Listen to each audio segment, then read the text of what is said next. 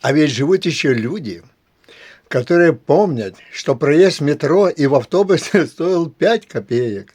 Бутыль водки пол-литра стоила 2 рубля 87 копеек. И в наших реках можно было купаться.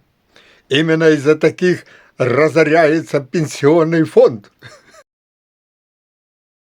У театрального гардероба жена мужу: «Идиот! Ты сошел таки с ума! Гардеробщику на чай 1000 гривен дал!»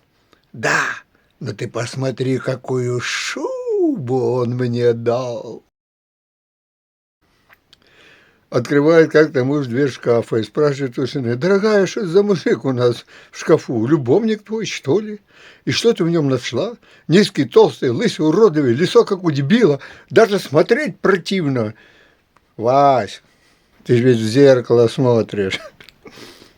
Поставьте лайк. Всем привет. До встречи. Берегите друг друга. Всех благ вам.